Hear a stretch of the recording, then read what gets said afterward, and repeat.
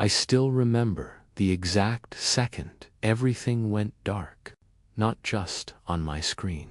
I mean the kind of dark that swallows sound, where you suddenly realize how loud silence can be. One moment I was staring at 3 monitors full of code and data migration graphs for a client who was paying 5 figures an hour for my team to keep their system online, and the next the world went still.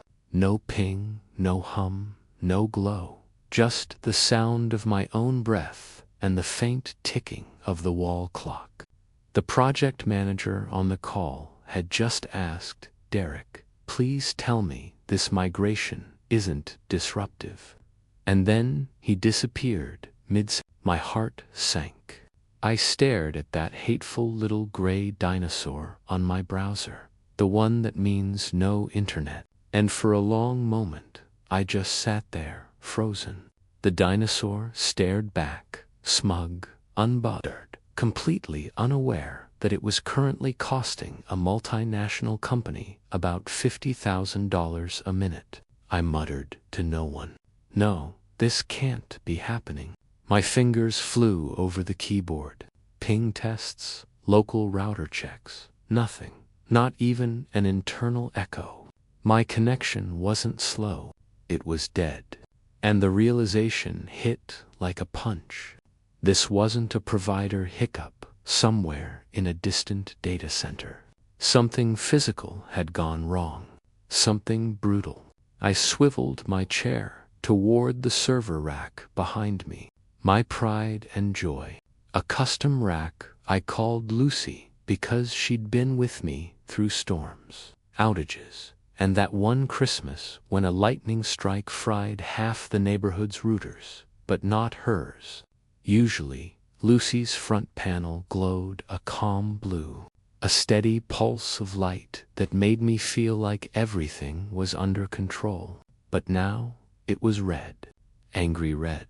The main fiber link indicator, dark, completely dark. "Come on, Lucy," I whispered, placing a hand on her. "Cool metal. Don't do this to me." I went through the ritual. Every IT guy knows. Unplug. Wait 30 seconds. Plug back in. The lights flickered. Fans whirred. And then the red glow came back. The bad kind of red.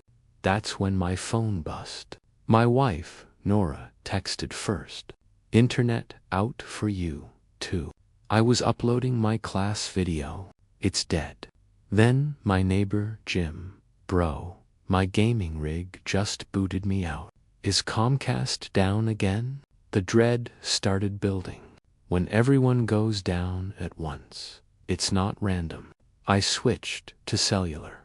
Open the one place where truth, panic, and absurdity collide. Our neighborhood's Facebook group, Lakewood Estates, a paradise of beige houses, over-fertilized lawns, and people who post more about their hedges than their kids. The group was on fire. Is anyone else's Wi-Fi gone? My toddler can't watch Coco Melon. He's screaming. My smart fridge just ordered 50 gallons of milk, and right in the middle of that chaos was a calm, condescending post from our HOA president, Margaret Lane, a photo of her perfect roses, and a caption that read, "Dear residents, please direct all service complaints to your providers. This group is for official HOA communication only.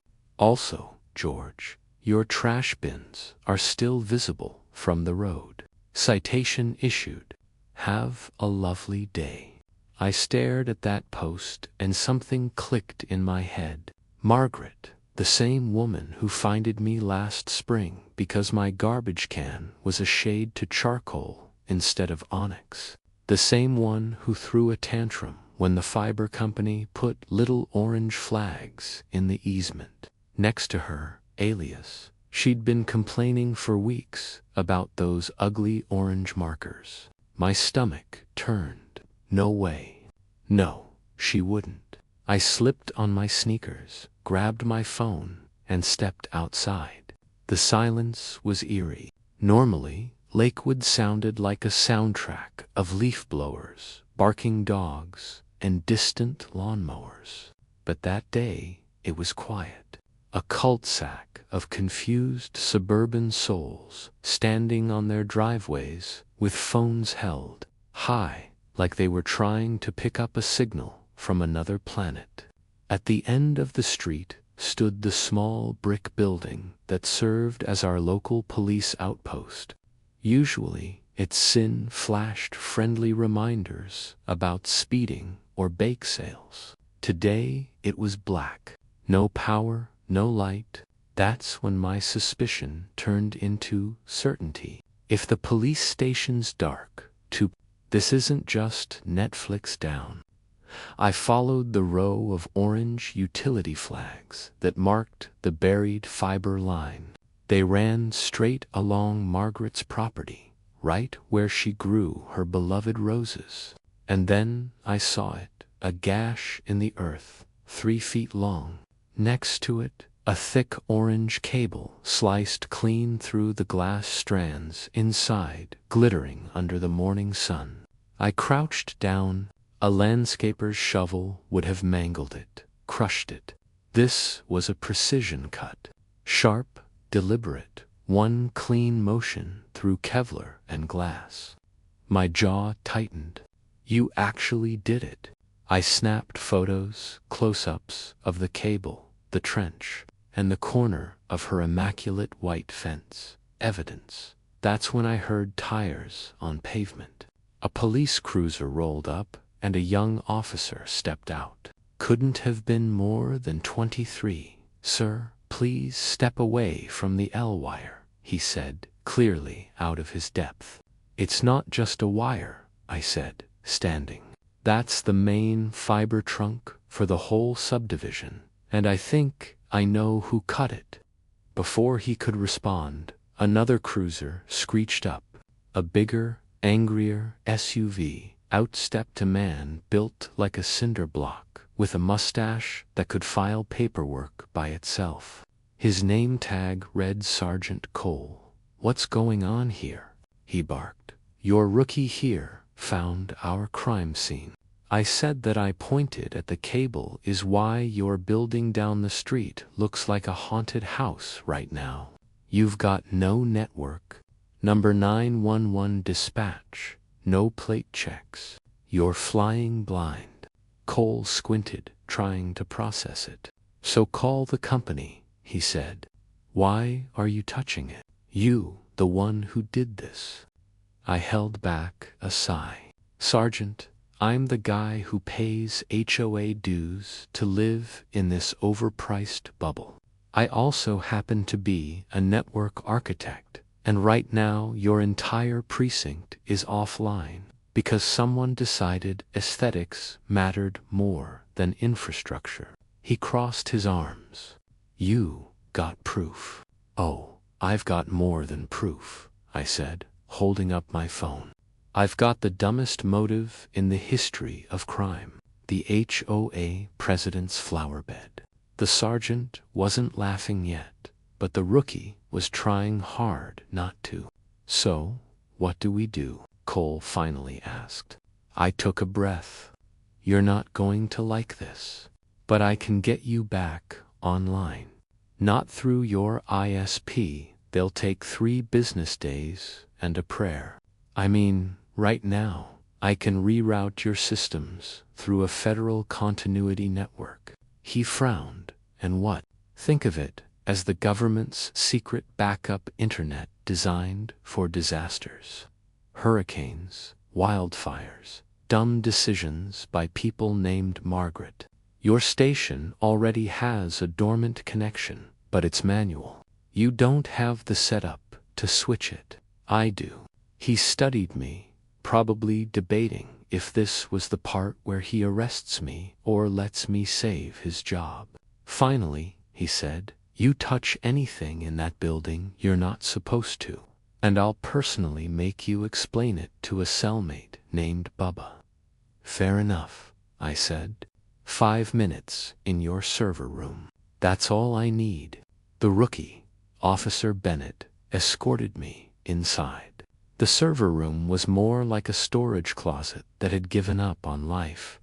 Dusty cables drooped like jungle vines. Old Dell servers wheezed. A neck switch sat crooked on a shelf. Sweet mercy, I muttered. This setup's older than my college debt. Bennett hovered nervously behind me. Is that bad? Bad? It's a cry for help, I said, pulling out my laptop. I found the main switch, still warm, still receiving power, but the fiber port was dead. Above it was a single red-capped port labeled Coglink, DHS. I popped off the cap, blew on it like an NES cartridge, and plugged in the line I'd traced from the wall. Nothing yet. It needed activation. Okay, I whispered, cracking my knuckles. Let's wake the beast. I tethered my phone's 5G to my laptop and opened a secure shell window. To Bennett, it probably looked like black magic. What are you doing? He asked. Calling a friend, I said, typing commands that glowed green on black. gw.dhs.gov 2200. The prompt asked for a password. I entered a long, ridiculous passphrase, then plugged a tiny USB key into my laptop, a hardware token I hadn't used in years. I tapped it once, and a stream of characters filled the screen. Please tell me that's legal, Bennett whispered. It's legal adjacent, I said. Now hush. I hopped through authentication servers in Virginia, then Colorado, each handshake slower than the last. Finally, I reached the command interface. I typed Enable Configure Terminal Interface, GI 148. Description, Emergency Failover, Lakewood PD, No Shutdown. IP address, DHCP, exit. Now we wait, I said. Propagation delay. A fancy way of saying it takes a minute for the satellites to notice us. Outside the closet, I heard Sergeant Cole pacing. Anything yet, computer man. Patience, Sergeant. Greatness takes about 4 minutes. 2 minutes, nothing. 3 minutes, still nothing. My heart thumped in time with the dead amber light on the switch. And then, at 3 minutes and 58 seconds, the light turned green. Solid, glorious green. Come on, baby, I whispered. And like dominoes, every other light on the rack flickered to life. The sound of fans spinning, systems rebooting, data rushing back. We stepped out of the closet just as the entire building came back to life. Monitors glowing, printers spewing papers, radios crackling. Officers cheered. Cole just stared at me, half annoyed, half impressed. You actually did it, he muttered. Yeah, I said, closing my laptop with a click. Just rerouted your police station through a $1 billion federal backup network meant for national emergencies. So, maybe don't stream Netflix at lunch. An hour later, a beat-up pickup truck rolled up outside. Masons trenching and repair painted on the door. A big guy climbed out, stomach first, holding a coffee the size of his head. This, the fiber mess, he asked. We walked him to the crime scene.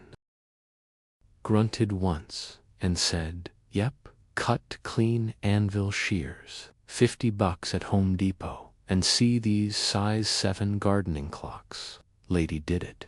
Cole looked at me. I just raised an eyebrow. Shall we?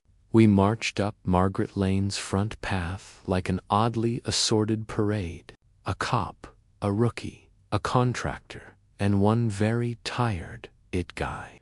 Margaret answered with her usual sugary smile, holding a tiny watering can. Sergeant, she said brightly, to what do I owe this visit? If it's about those unsightly flags by the curb, I've already handled them. Oh, we know, I said before Cole could speak. Her smile twitched. Handled what, exactly? The main fiber line for 5,000 residents and your local police department, I said. She blinked, feigning innocence. Oh, don't be dramatic. It was an eyesore, and per Bylaw 17, Section C, Paragraph 4, the HOA reserves the right to. Cole cut her off. Ma'am, what you did is not an HOA issue. It's a federal crime. Willful destruction of critical infrastructure. Her face went pale. The watering can slipped from her hand. A federal what? That's ridiculous. I was protecting the neighborhood's standards. Colestone stayed even. Margaret Lane, you're under arrest under U.S. Code Title 18, Section 1362. He pulled out the cuffs. The look on her face, pure disbelief, melting into outrage, was something I'll never forget. You can't do this. I'm the president. I am the HOA. Not anymore, I muttered. Half the neighborhood was watching from behind curtains, some openly filming. It felt like a season finale. By the next morning, ISP crews were on site, painstakingly fusing the delicate glass strands back together under magnifiers. I sat in my office, basking in the hum of Lucy's fans, the rhythmic blink of green lights, and the sweet, low ping of connectivity. I was back online. Odal International lost a few million in downtime, but compared to the satisfaction of seeing Margaret's mugs shot on the local paper, priceless. Nora called during lunch. So, let me get this straight, she said. You illegally accessed a government network, fixed a police station, and got the HOA president arrested for sabotage. In that order, I said. She sighed. You realize you're probably on a watch list now, right? Before I could answer, my other line beeped. The police department. I switched over. Hey, Derek, it's Bennett, the rookie said. Just wanted to say thanks. The guys are calling you the fiber wizard. Some even want to put up a plaque in the server closet. Please don't, I groaned. Oh, and there's a petition on the neighborhood page to nominate you as the next HOA president. I froze. You're kidding. Nope, you're winning by a landslide. Bennett, I said slowly, if anyone asks, tell them I've moved to Alaska. That night, there was another knock on my door. This time, 2 men in dark suits stood on the porch. They didn't smile. Mr. Hale, the taller one, said, I'm Agent Foster, FBI. This is Agent Ruiz, Department of Homeland Security.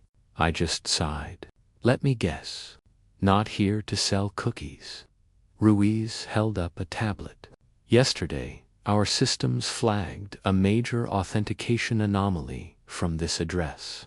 We thought we were under cyber attack. Turns out it was you.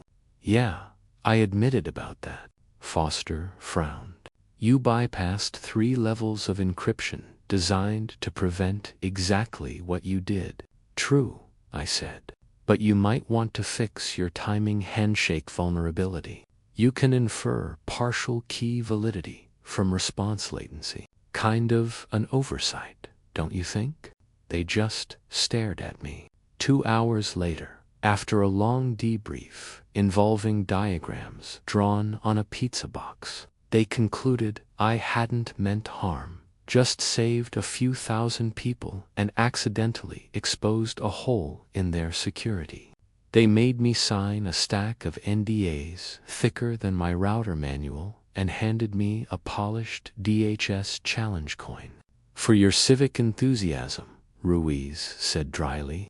A week later, peace returned to Lakewood Estates. The new fiber line was buried deeper than Jimmy Hoffa, encased in concrete and surrounded by warning signs, threatening prosecution by every agency known to man.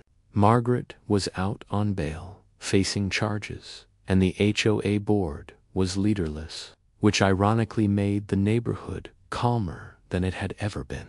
I was back at work, my servers purring happily, latency back to a crisp 4 milliseconds. That evening, Sergeant Cole showed up in jeans and a polo, holding a bottle of 20-year-old scotch. He handed it to me without a word. "For your help," he grunted. "Appreciated," I said. "You know, I really thought you were going to arrest me that day."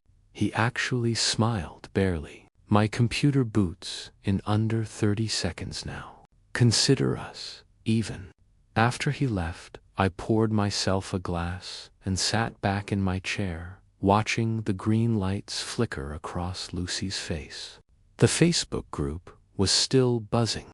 Threads about Margaret's arrest had turned into memes. And at the top was a new poll. Who should be our next HOA president? Only one option. Derek the Fiber Wizard. Hail, 300 votes. I stared at it, took a long sip of scotch, and laughed quietly. "Not a chance," I said. "Not my circus, not my monkeys." Out my window, a new family across the street was setting up their lawn decorations. The husband hammered a bright pink plastic flamingo into the grass, a flag of defiance against everything Margaret once stood for.